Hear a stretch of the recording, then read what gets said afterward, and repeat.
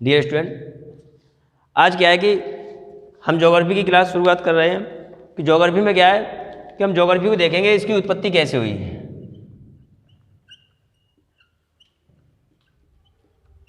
Geography को देखेंगे कि उत्पत्ति कैसे हुई, ब्रह्मांड बना कैसे और सभी ग्रह तारे ये कहाँ से बने। तो हम देखते हैं कि एक बिग बैंग सिद्धांत था, बिग बैंग सिद्धांत। इस बिग बैंग सिद्धांत के ऊपर ही ब्रह्मांड की उत्पत्ति का सारा श्रेय दिया जाता है कि बिग बैंग सिद्धांत कौन थे, बिग बैंग सिद्धांत किसने दिया, कौन थे ये, तो हम उसके बारे में बात करेंगे। अब जरा देखना कि इनके सिद्धांत में क्या आया। इनका एक सिद्धांत था महाविस्फोट सिद्धांत, ये दिया था जॉर्ज लेमेत्रे ने। लेमेत्रे ने ये सिद्धांत दिया बिग बैंग सिद्धांत। और बिग बैंग सिद्धांत में जो कहा इन्होंने, तो इन्होंने एक बात कही कि ये महाविस्फोट सिद्धांत दिया इन्होंने अपने सिद्धांत में, जिसका नाम था महाविस्फोट सिद्धांत। ये महाविस्फोट सिद्धांत दिया। अब ये महाविस्फोट सिद्धांत कैसे हुआ तो उसे समझते हैं कि एक विशालकाय पिंड था, उस पिंड में सभी सूर्य, चंद्रमा, तारे, जितने भी ब्रह्मांड में तारे और ग्रह नक्षत्र दिखाई देते हैं, ये सभी एक पिंड में इकट्ठे हुए थे। टोटल एक पिंड था, उसमें पृथ्वी भी थी, सूर्य था, सूर्य से दोगुने द्रव्यमान वाला तारा जिसका नाम क्या था, साइरस या डॉग स्टार, वो भी इसी में समाये थे। तो आप कल्पना कर सकते हो कि मान लो ये पिंड कितना बड़ा होगा, ये जो पिंड है वो कितना बड़ा हो सकता है। इसी के अंदर पृथ्वी, तारे, सूर्य, चंद्रमा सभी हैं, विशालकाय पिंड होगा। अब विशालकाय पिंडों में क्या हुआ कि जैसे आप देखो यहाँ पे ऐसे हमने आदमी लिटा दिए, ये एक आदमी के ऊपर सारे आदमी लिटाते चले गए। तो ये बताइए जब इतने सारे आदमी एक के ऊपर लेट जाएंगे तो नीचे वाले व्यक्ति के ऊपर इतना प्रेशर आ जाएगा कि इसके अंदर क्या हो जाएगा, कोई क्रिया चालू हो जाएगी, इसके सारे पुर्जे फट जाएंगे अंदर से, और मुंह से, आँख से, नाक से क्या आ जाएगा, खून आ जाएगा, अर्थात इसमें रिएक्शन चालू हो गई, इसके सारे पुर्जे फट गई। अब क्या हुआ, जैसे कि जब तक इन बंदों का वजन एक का साथ, दूसरे, तीसरे, चौथे, 4 व्यक्तियों का वजन तो सहता रहा, ये जब तक सहता रहा तब तक कोई प्रॉब्लम होगी, उसे कोई प्रॉब्लम नहीं होगी। और जब कोई प्रॉब्लम नहीं होगी उसमें तो सबसे बड़ी समस्या है, तब तक कोई नहीं। लेकिन जैसे ही उसके बाद और वजन बढ़ता गया तो इस पर इतना प्रेशर पड़ गया कि ये इसमें क्रिया चालू हुई और इसके सारे पुर्जे फट गए। अब बात आती है कि इसका ये क्या है, तो इसे इसलिए समझाया है, जरा समझिए। जब इतना विशालकाय पिंड है और ये विशालकाय पिंड है तो ऊपर वाले पिंडों का, ये ऊपर वाले पिंडों का जो प्रेशर है वो कहाँ पड़ेगा, केंद्र वाले पिंडों पे, यहाँ पे पड़ेगा। इतना प्रेशर पड़ जाएगा कि यहाँ पे, यहाँ के पिंड, इन पिंडों का क्या होगा, वजन नहीं सह पाएंगे। और इसमें सारी, इसी पिंड के आसपास क्या है, सारी गैसें हैं, hydrogen, helium, neon, argon, carbon dioxide, oxide जो भी है। तो ये बताइए, और इसी में सारे तत्व हैं। ये पिंड पृथ्वी के अंदर ही तो सभी चीज़ें निकाली जा रही हैं, लोहा, कोयला, सोना, तांबा, जस्ता जो कुछ है, तो वो सब किस में है, इसी पिंड में है। अब इन पिंडों का इतना प्रेशर पड़ गया इनके ऊपर कि क्या हुआ, इसमें एक क्रिया चालू हो गई। इन पिंडों ने वजन नहीं सह पाया ऊपर वाले पिंडों का, तो इसमें एक क्रिया चालू हो गई और इस क्रिया में क्या हुआ, हाइड्रोजन के कण हीलियम में बदलने लगे। हाइड्रोजन के कण हीलियम में बदलना शुरू हो गए। इस क्रिया को नाम दिया गया नाभिकीय संलयन। ये क्रिया चालू हो गई इस पिंड के अंदर। लाखों करोड़ों वर्षों में ये क्रिया चलती गई, हाइड्रोजन कण हीलियम में बदलते रहे। ये क्रिया जब चलती चलती लाखों करोड़ों वर्षों में क्या हुआ, इसके केंद्र का जो हाइड्रोजन है वो समाप्त हो गया। जब केंद्र का हाइड्रोजन समाप्त हो गया, ये क्रिया कहाँ पहुँच गई, इसके किनारी साइड पे। ये इसकी क्रिया कहाँ पहुँची, इसकी साइड में पहुँच गई क्रिया। अब ये क्रिया जब हाइड्रोजन के कण, ये क्रिया यहाँ पे चलना शुरू हो गई, हाइड्रोजन के कण हीलियम में बदलना शुरू हो गए और यहाँ पे हाइड्रोजन खत्म हो गया। सारा तत्व किस में बदल गया, हाइड्रोजन हीलियम में बदल गया। अब क्या हुआ, जरा गौर से देखना कि ये जब हाइड्रोजन का मतलब समझते हो, जैसे लोहे को ज़्यादा से ज़्यादा गर्म किया जाए तो लोहा अगर अधिक टेम्परेचर पहुँचे तो तरल अवस्था में आ जाता है। तो बीच वाला पदार्थ, जो बीच वाला जो पार्ट होगा वो कैसी अवस्था में होगा, जब गर्म होगा तब क्रिया के समय तरल अवस्था में होगा। तो ये तरल अवस्था में और गैसीय अवस्था में हो गया था, इतना टेम्परेचर था इसका। धीरे धीरे क्या हुआ, जब ये क्रिया ऊपर की तरफ बढ़ी, किनारे की तरफ बढ़ी, तो इसमें क्या हुआ कि यहाँ के तत्व समाप्त होने के बाद यहाँ धीरे धीरे ये ठंडा होगा। ये ठंडा होगा नहीं होगा, ये जब धीरे धीरे ठंडा हुआ, ठंडा होने के बाद क्या हुआ कि कोई चीज़ गर्म है तो फैलेगी, और जब कोई चीज़ ठंडी है तो कैसी होगी, सिकुड़ेगी। तो यहाँ के जो तत्व थे वो ठंडे होकर सिकुड़ना शुरू हो गए, और इतना सिकुड़ना शुरू हो गए कि ये जो तत्व हैं ऐसे, ये इतना सिकुड़े कि इस तरीके से इसने इधर और इस इधर के तत्व इधर, इधर के तत्व इधर और इधर के तत्व इधर, ये इस तरीके से खिंचना शुरू हो गए ठंडा होने के बाद, कि इसमें इतना खिंचाव पैदा हुआ कि इसमें एक विस्फोट हुआ।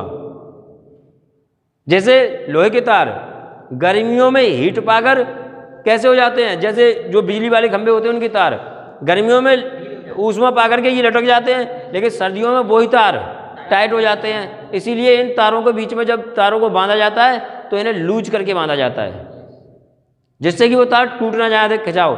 और तार टूट क्यों जाते हैं सर्दियों में, ज़्यादातर सर्दियों में ही टूटेंगे, क्योंकि तार के बीच में अगर लूज नहीं है, लूजपन कम है, और तार अगर सर्दी ज़्यादा पड़ रही है तो टेम्परेचर कम होने के कारण वो तार खिंचेंगे और अधिक खिंचाव के कारण तार टूट जाएंगे। सेम क्रिया इसमें हुई है।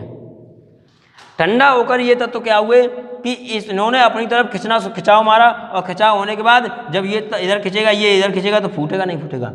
इसमें एक विस्फोट हुआ, और बहुत विशाल विस्फोट हुआ। उसी विस्फोट को कहा जाता है, विस्फोट नहीं, इसमें ऐसा विस्फोट हुआ, ऐसा विस्फोट कभी हुआ ही नहीं, फिर ऐसा विस्फोट कभी हुआ ही नहीं और होगा भी नहीं, क्योंकि इसीलिए इसका नाम दिया गया महाविस्फोट सिद्धांत, कि इससे महाविस्फोट हुआ भी नहीं है। तो इसीलिए इसे महाविस्फोट सिद्धांत नाम दिया। किसने दिया? जॉर्ज लेमेंटन ने बिग बैंग सिद्धांत के थ्रू इसे बोला गया बिग बैंग सिद्धांत। अब क्या हुआ, देखो यहाँ पे हाइड्रोजनिक क्रिया चल रही है, हीलियम में चल रही है।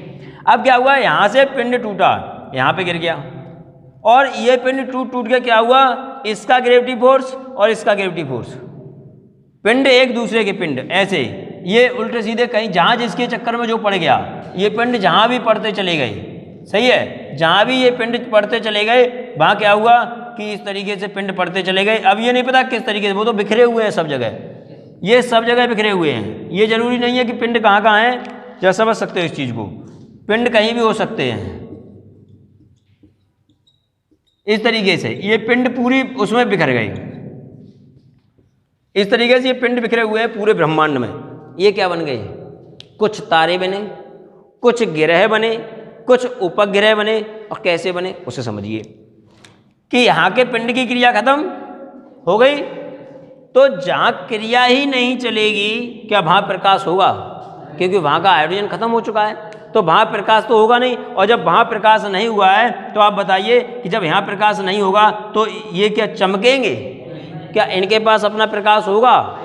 तो इस स्थान से जो टूटकर पिंड गिर गए हैं यहाँ पे, उन्हें क्या नाम दे देंगे? गिरह। क्या नाम दे देंगे? गिरह। और इन्हीं में से टूट के गिरेंगे, उनको क्या कह देंगे? उपग्रह। रुक जाओ, उपग्रह, तारे नहीं, उपग्रह। क्यों? अभी देखना कि उन्हीं को नाम उपग्रह दे देंगे और इन्हीं को नाम ग्रह दे देंगे। जो बीच वाले पिंड होंगे जिनमें क्रिया नहीं चल रही होगी उनमें, समझते रहे ना। अब क्या हुआ कि उन्हें नाम दे देंगे, जरा इंक डालो, देखना इसमें ब्लू कौन सा है, उसमें इंक डाल लो, तुम ले लो, डाल दो। चलो देखते हैं क्या है, डालो। अब क्या है, इसे छोड़ो। अब क्या हुआ, ये क्रिया चलती रही। अब क्या हुआ कि ये ग्रह बन गए। अब जो पिंड यहाँ पे जिसमें क्रिया चल रही थी, हाइड्रोजन कण किस में बदल रही है बेटा? हीलियम में। यहाँ से भी पिंड टूटे होंगे क्योंकि पिंड तो पूरा विस्फोट हुआ है। जब ये पिंड जिसमें क्रिया चल रही थी वो भी पिंड यहाँ पे गिर गया, गिरा नहीं गिरा? कहीं भी गिरा होगा ये पिंड क्रिया वाला, जहाँ जिसमें क्रिया चल रही है। जिसमें क्रिया चल रही है वो हमें क्या देगा? वो हमें प्रकाश देगा। तो जिसमें क्रिया चल रही है बेटा हाइड्रोजन की, उसे क्या कहेंगे? उसमें हाइड्रोजन की क्रिया चलेगी, उसे कह देंगे हम क्या? तारा। उसे क्या कह देंगे? तारा। तो इसी कारण जिस पे हम रह रहे हैं, क्या इसमें पृथ्वी में क्रिया चल रही है? नहीं चल रही है। पागल हो क्या? अगर क्रिया चल रही होती, क्रिया किस में चल रही है? पृथ्वी कभी प्रकाश देती है क्या? नहीं। तो पृथ्वी कौन सा हिस्सा हो जाएगी? बीच वाले का, जहाँ क्रिया चलती नहीं थी, उसे क्या कह देंगे? ग्रह या उपग्रह। अब ग्रह किसे कहते हैं, उपग्रह किसे कहते हैं, वो हम बाद में बताएंगे। तो अब और सूर्य जो हमें प्रकाश दे रहा है उसमें क्रिया चल रही है। अगर तुम कह रहे पृथ्वी में चल रही है तो फिर ऐसा संभव होता है तुम यहाँ रह सकते थे? अगर क्रिया यहाँ चल रही होती और तुम रह रहे होते यहाँ पे, तो फिर तुम सूर्य पे भी रह सकते थे। रह सकते थे, नहीं रह सकते थे? ऐसा संभव नहीं है, यहाँ क्रिया नहीं चल रही। थोड़ा सोच के बोलो।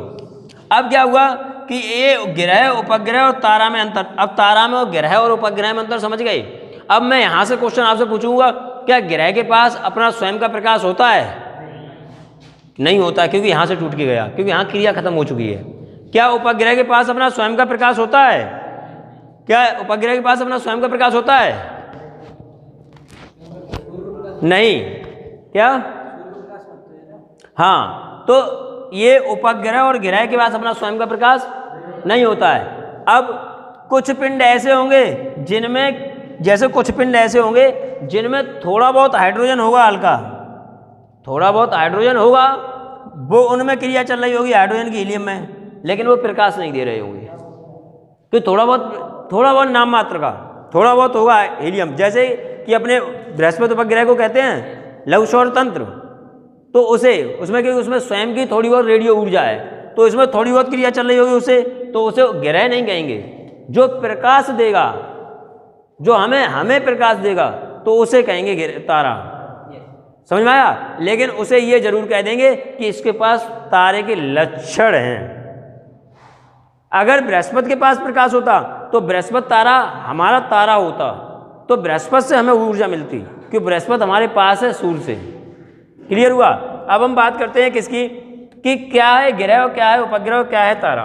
तो समझ गए, तारा के पास अपना स्वयं का प्रकाश है, ग्रह के पास अपना स्वयं का प्रकाश नहीं है, और उपग्रह के पास अपना स्वयं का प्रकाश नहीं है। अब हम बात करते हैं क्या है। देखो, एक प्रिंसिपल होता है, तो ग्रह मान लो प्रिंसिपल हो गया, और प्रिंसिपल से छोटा क्या होता है? उप प्रिंसिपल। उप प्रिंसिपल लो, हिंदी में बोलो, वाइस प्रिंसिपल इंग्लिश की बात है।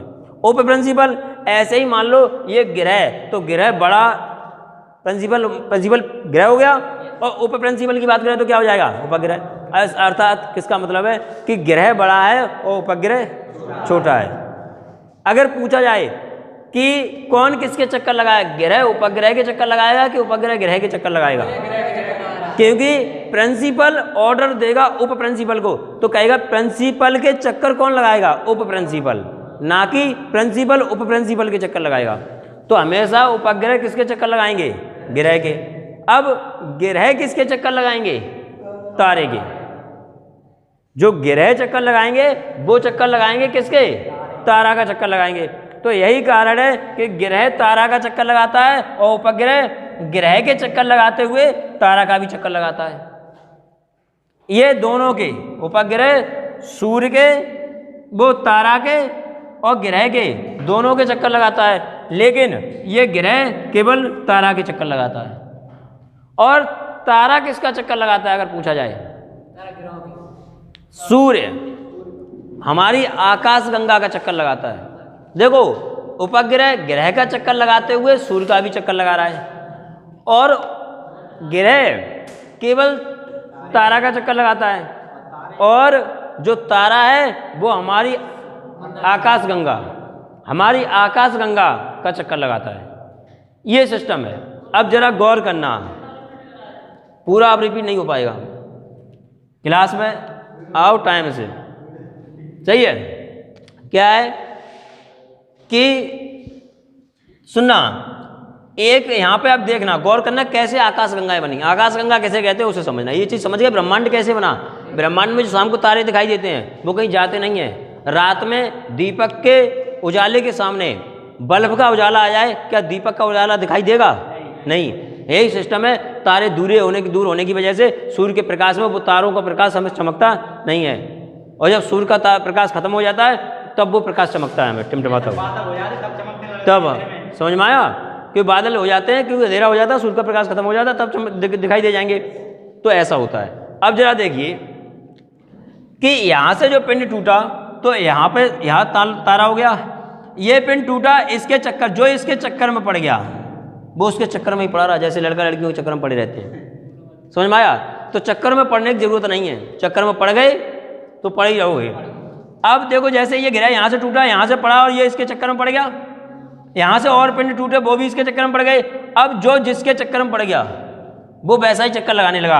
अगर लड़की ने क्या किया, बॉयफ्रेंड लड़का लड़की के चक्कर में पड़ गया, अब लड़की जैसा घुमा दे लड़का वैसा ही घूमता है। सिस्टम वही तारों का है कि यहाँ लड़का क्या करता है, जैसे तारा क्या करता है, जैसे तारा अगर इस गति में पड़ गया, पूर्व से पश्चिम की गति में पड़ गया तो पूर्व की पश्चिम गति में घूमने लगा, और अगर पश्चिम से पूर्व दिशा में पड़ गया तो वो उस गति में चक्कर करने लगा, और वैसे ही तारे घूमने लगे। तारे क्यों घूमते हैं? मैग्नेटिक फोर्स तुम्हें पता है कि ये तारा सूर्य के पास क्यों नहीं जाता है, और उपग्रह तारे के समीप क्यों नहीं जाता, वो सूर्य के वो ग्रह के पास क्यों नहीं जाता है? इसका रीजन सुनिए। आपने कभी पंखा घूमते हुए देखा है? उसे समझिए। एक ये मैग्नेटिक फोर्स है, इसमें क्या होता है, ये है ग्रह मान लो, सही है, यहाँ छोड़ो, इसे देखो, यहाँ बात कर कि क्या है, ये है ग्रह और ये है तारा, समझते रहना, तारा और ये क्या है, ग्रह। ये चक्कर क्यों लगाते हैं? इसका अपना ग्रेविटी फोर्स होगा, कुछ पृथ्वी का ग्रेविटी फोर्स है, ये तो पता ही है, गुरुत्वाकर्षण बल। अब यहाँ क्या है, तारे का भी अपना ग्रेविटी फोर्स होगा, लेकिन इन दोनों का ग्रेविटी बिंदु एक ऐसा बिंदु होगा कि ये इसे अपनी तरफ खींच रहा होगा और ये इसे अपनी तरफ खींच रहा होगा, जिससे कि न पृथ्वी इधर खींचेगी और न सूर्य इधर खींचेगा, न पृथ्वी वो अपने बल से खींचेगी और वो अपने बल से खींचेगा। इसलिए ये एक मिडिल पॉइंट पे उलझे हुए हैं, जिससे कि इनका ग्रेविटी फोर्स खींचे हुए हैं दोनों पिंड, और ऐसे चलते हुए ग्रेविटी फोर्स में फंसने के बाद, और जैसे इन्होंने ऐसे राउंड कर दिया, बस वही चक्कर हो गया। सेम पंखा ऐसे ही आपका सीलिंग फैन होता है, कोई भी फैन से ही वो घूमता है कि मैग्नेटिक फोर्स जो होता है एसएस पोल लेकर के आए, और जैसे लेके आए तो क्या हुआ, पास जाते हैं आप, एक जैसे पोल लेके जाओ, फिजिक्स पढ़ा होगा तो, ऐसे जब पोल जाएंगे तो नहीं ले जाएंगे, और आप जब लेके ज़्यादा दम लगाओगे ले जाने की तो वो धक्का मार देगा आगे की तरफ। मारता है धक्का? नहीं मारता है, या तो वो इधर भगा देगा या इधर भगा देगा। बस यही मेन कारण है, जो फैन घूमता है उसमें मैग्नेटिक फोर्स होता है। जैसे ही आप पास ले जाने की ज़्यादा कोशिश करोगे तो मैग्नेटिक फोर्स जैसे ही करेगा तो उसे धक्का मार देगा, और जैसे धक्का मार देगा बस क्या होगा, पंखा घूमना शुरू हो जाएगा। यही सिस्टम है कि इन ग्रहों में जैसे ये ग्रह पड़ा और ये तारा था, इसने क्या हुआ, इसके जैसे ग्रेविटी फोर्स में पहुंचा, पहुंचने में ऐसी ये इसके पहुंचा, इसने अपनी तरफ खींचने की कोशिश की, इसने अपनी तरफ खींचने की कोशिश की, नहीं हो पाया, दोनों टंगे और इसको गति मिल गई ऐसी, और ये घूमने लगा कैसा, ऐसा, ये घूमने लगा। ये जो घूमते हैं, समझते रहना, ये इस तरीके से जो घूमते हैं, ये यहाँ पे क्या होगा, ये बहुत सारे पिंड गिरे आके जो एक दूसरे के चक्कर में पड़ गए, तारे के चक्कर में पड़ के घूमने लगे, और इन्हें कह दिया क्या, इन्हें कह दिया सभी को ग्रह, और ये क्या हो गया आपका तारा। और इन ग्रहों के चारों ओर चक्कर लगा रहे हैं ऐसे, उन्हें क्या कह देंगे, उपग्रह। इन्हें क्या कह देंगे, उपग्रह। तो आप बताइए, जब ग्रह इसके चक्कर लगा रहा, ग्रह अगर इसे छोड़ देगा, यहाँ से घूमते हुए यहाँ पहुँच गया, जैसे ग्रह यहाँ से यहाँ पहुँच गया, तो आप बताइए कि ये जब यहाँ से यहाँ पहुँच गया तो क्या ये उपग्रह को छोड़ देगा क्या? उपग्रह भी तो यहाँ पहुँच जाएगा। तो देखो इसके साथ क्या, ग्रह के साथ उपग्रह भी तो चक्कर लगा रहा नहीं लगा रहा तारे के। याद रखिए, ये इसी को नाम दे दिया गया बेटा क्या, आकाश गंगा, इसी को नाम दिया गया। ऐसी क्या एक ही आकाश गंगा होगी? ऐसी अरबों आकाश गंगाएं हैं, क्योंकि इधर अगर टूट के गिर गया पिंड यहाँ पे तो ये यहाँ की आकाश गंगा, यहाँ पे गिर गया तो यहाँ की आकाश गंगा, यहाँ गिर गया तो यहाँ की आकाश गंगा, यहाँ गिर गया तो यहाँ की आकाश गंगा, ऐसे करके ये बहुत सारी आकाश गंगाएं बन गई ऐसी। जब पिंड तो फूटा जैसे मिट्टी का डेल, जैसा मिट्टी का डेल है, तो मिट्टी का डेल क्या करता है, जब फूटा तो फूटने के बाद बिखरेगा, वो सेम बिखरा था, तो इधर भी होगा, यहाँ भी आकाश गंगाएं होंगी, यहाँ भी आकाश गंगाएं होंगी, यहाँ भी आकाश गंगाएं होंगी, सही है, इस तरीके से। तो बहुत सारी आकाश गंगाएं होंगी इस तरीके से। तो अरबों आकाश गंगाएं हैं, वहाँ अपना एक तारा होगा, वहाँ भी अपने ग्रह होंगे, वहाँ भी अपने लोग होंगे, वहाँ भी अपने अपने लोग होंगे। तो जो अपने अपने लोग होंगे वहाँ का जीवन अलग होगा, खान पान अलग होगा, वहाँ की बोलचाल अलग होगी, वहाँ का सारा वातावरण ही अलग होगा। ये है आकाशगंगा की कहानी की आकाशगंगा बनी कैसे, पृथ्वी बनी कैसे। अब देखो पृथ्वी यहाँ से बन गई, इन्हीं तारों में किसी को नाम पृथ्वी नाम दे दिया, किसी को बृहस्पति नाम दे दिया, किसी को शुक्र नाम दे दिया, किसी को शनि नाम दे दिया। इसी से ये क्या बन गया, ब्रह्मांड। ये ग्रह और उपग्रह चक्कर लगा रहे हैं किसके? इसके। और ये तारा किसके चक्कर लगा रहा है? आकाशगंगा। समझ में आया? ये इस तरीके से निर्माण हुआ है ब्रह्मांड का। अब हम बात करते हैं किसकी? आकाशगंगा।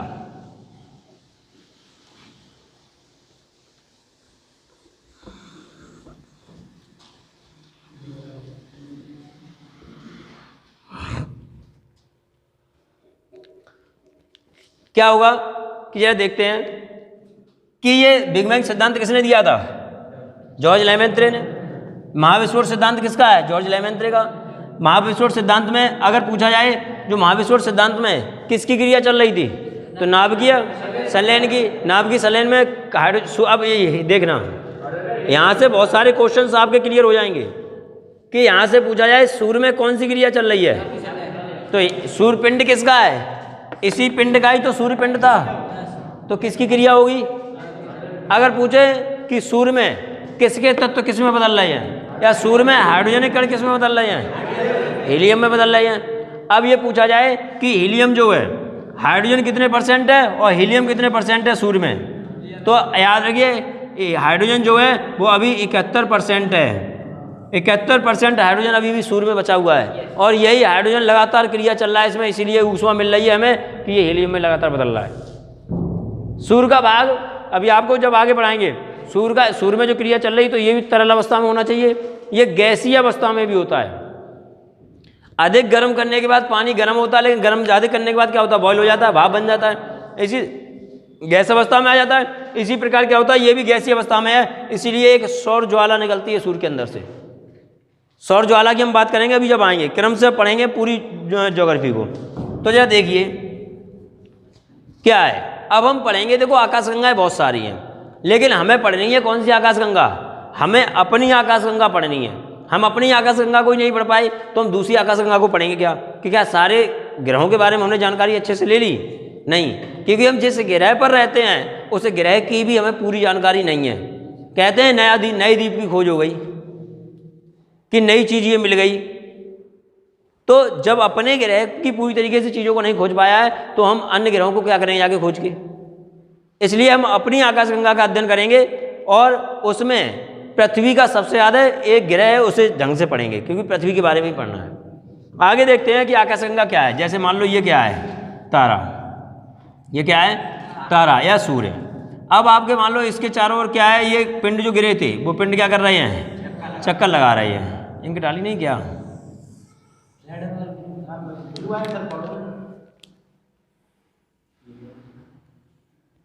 किसी में भी नहीं, इसके उसमें नहीं डाली थी। देखो चलो सुनो क्या है, ये इस तरीके से ये पिंड बढ़ गया, ये पिंड क्या करने लगे? चक्कर लगाने लगे। किसके? तारे के। ये पिंड चक्कर लगाने लगे।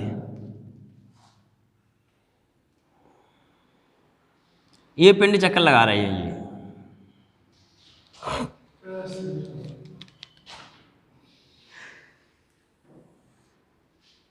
ये पिंड चक्कर लगा रहे हैं इस तरीके से। तो ये जो पिंड चक्कर लगा रहे हैं तो इसे क्या कहते हैं? तारा। इसमें किसकी क्रिया चल रही है? हाइड्रोजन कण हीलियम में। हमारे तारे का नाम क्या है? सूर्य। हमारे तारे का नाम क्या है? सूर्य। और यहाँ पे एक ग्रह, यहाँ पे एक ग्रह, यहाँ पे एक ग्रह, यहाँ पे ग्रह, यहाँ पे ग्रह, यहाँ पे ग्रह, यहाँ पे ग्रह और यहाँ पे ग्रह। हो गया। ये इस तरीके से कितने ग्रह हो गए? 8 ग्रह हो गए। कितने ग्रह हैं हमारे? 8 ग्रह हैं। तो इन 8 ग्रहों के नाम हम देखते हैं कैसे। पहला कौन सा हो जाएगा बेटा? बुध। दूसरा कौन सा हो जाएगा? शुक्र। तीसरा कौन सा हो जाएगा? पृथ्वी। फिर मंगल, फिर बृहस्पति, फिर शनि, अरुण, वरुण। ये हो गई। क्या हुआ कि क्या हो गया?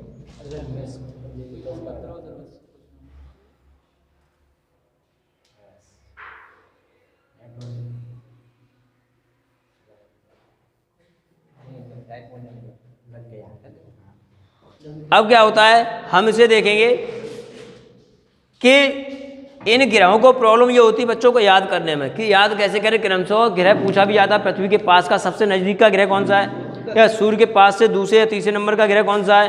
तो अब जरा देखना कि हम इन्हें देखें, जरा गौर करना कि ये जो बुध ग्रह है कि इन्हें क्रम से कैसे याद करेंगे। तो आप क्या करोगे, प्रॉब्लम क्या आती है कि बच्चों को इन्हें क्रम से याद करने में, तो याद कैसे करेंगे उन्हें देखते हैं कि इन्हें क्रम से याद करेंगे। तो आप हमारा वीक डेज तो जानते ही हो, सप्ताह के दिनों के नाम, सप्ताह के दिनों के नाम क्या होते हैं, जरा देखिए कि सूर्य तारा है हमारा, इसके ग्रह चारों ओर चक्कर लगाते हैं। तो याद रखिए बुध हमारा डेज है, सप्ताह का दिन है, बुध से याद करिए। बुध के बाद अगला दिन छोड़ के अगला दिन ग्रह बनता है। बुध के बाद बृहस्पति छोड़ो, कौन सा बनेगा, शुक्र। शुक्र के बाद शनिवार छोड़ो, रविवार, और रविवार को कुछ नहीं है तो पृथ्वी मान लो, रविवार को पृथ्वी मान लिया। अब पृथ्वी के बाद सोमवार को छोड़ो, क्या मिल जाएगा, मंगलवार के बाद बुधवार को छोड़ो, क्या मिल जाएगा, बृहस्पति के बाद शुक्र को छोड़ो, क्या मिल जाएगा, शनिवार। और याद रखिए लास्ट में जो है आ पहले आता है तो अरुण, और बा बाद में आता है तो वरुण। अरुण पहले होगा, वरुण बाद में होगा। तो आ पहले आता है अरुण और बा बाद में आता है तो वरुण। ये क्रम है आपका क्या, किसका, सूर्य से दूरी के क्रम में ग्रह हैं, सूर्य से दूरी के क्रम में ग्रह हैं ये। अब क्या हुआ, ये सूर्य से दूरी के क्रम में ग्रह हैं। जरा हम और कुछ बातें इस आकाश गंगा की, तो हमारी ये क्या है, इसका नाम आकाश गंगा, आकाश गंगा, ये हमारी आकाश गंगा है। अब हमारी आकाश गंगा में ये पूछा जाएगा हमारी आकाश गंगा का नाम क्या है, हमारी आकाश गंगा का नाम क्या है। तो इसका नाम क्या है, दुग्ध मेखला,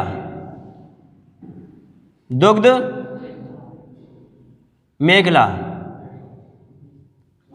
हमारी, और मंदाकिनी, मिल्की वे भी इसी कहते हैं, इसका इंग्लिश नाम है। ये क्या है कि मिल्की वे हमारी आकाश गंगा का नाम है। अगर ये पूछ लिया जाए कि हमारी आकाश गंगा की आकृति कैसी है, तो हमारी आकाश गंगा की जो आकृति है वो आकृति कैसी है, सर्पिलाकार है। क्योंकि जो आकृति है वो कैसी है, सर्पिलाकार इसलिए है क्योंकि जो सर्प कुंडली मार के बैठता है वो इसी तरीके से बैठता है, इस तरीके से, इस तरीके से, इसलिए इसकी जो आकृति है वो कैसी है, आकृति कैसी है, सर्पिलाकार।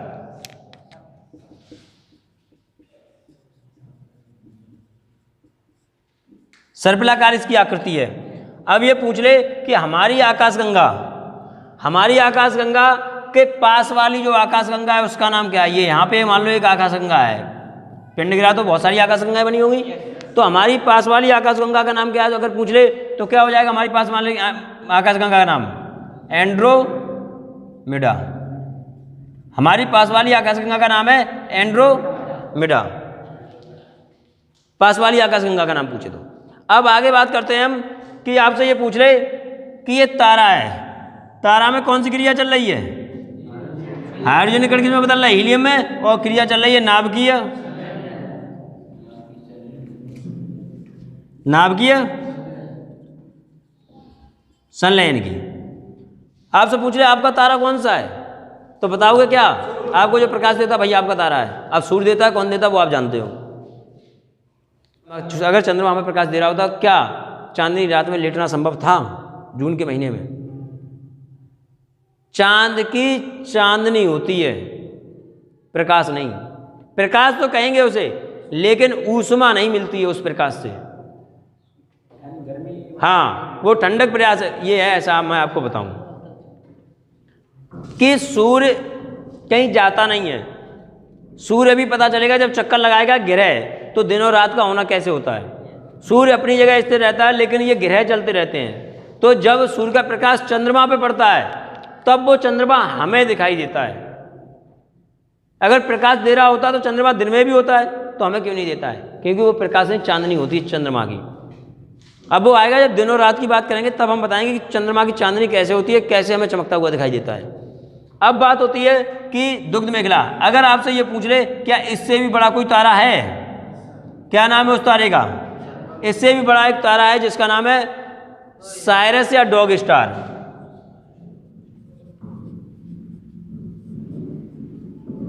साइरस या डॉग स्टार।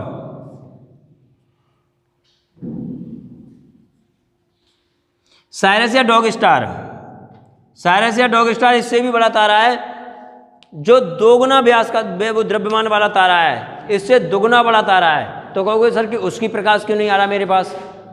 तो उसका प्रकाश इसलिए नहीं आ रहा है, ये बताइए, क्या ये जो विशालकाय पिंड था, समझते ना ना, ये टूटा यहाँ पे गिर गया, ये तो हमारी आकाशगंगा हो गई। और क्या पता कि यहाँ पे ये पिंड गिरा, ये सूर्य वाला पिंड इतना बड़ा था, ये पिंड यहाँ पे गिरा, यहाँ पे उसके चक्कर लगाने लगे।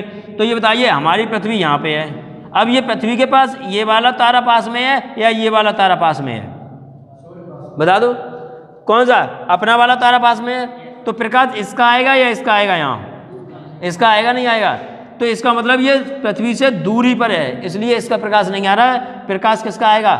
जो तारा हमारे पास होगा उसका प्रकाश हम तक आएगा। समझ में आया? अब बात आगे आती है किसकी, कि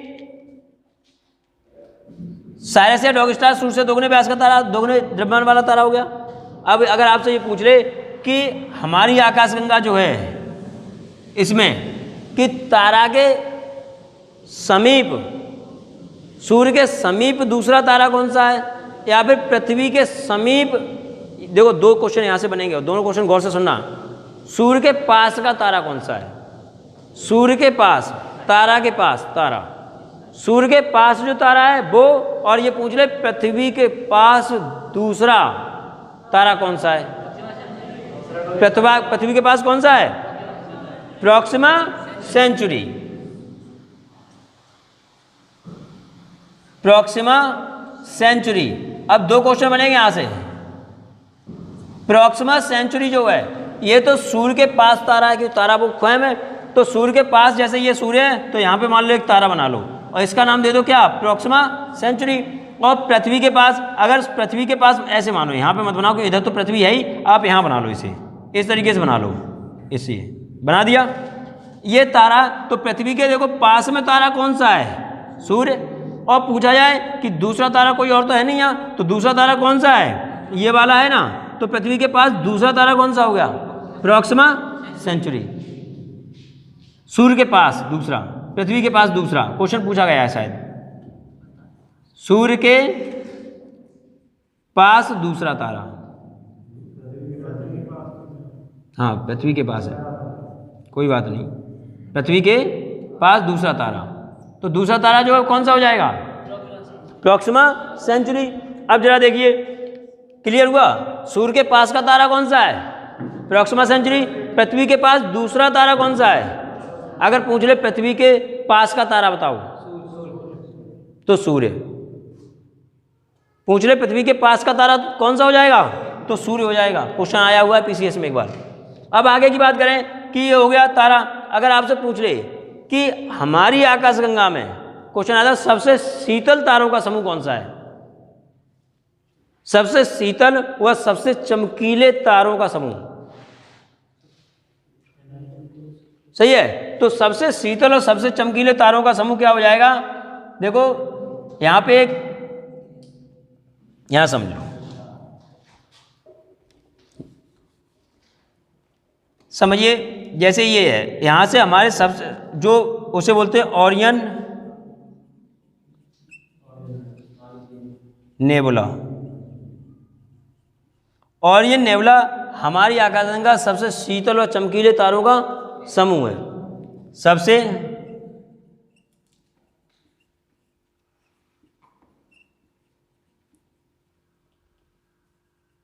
शीतल व चमकीले तारे,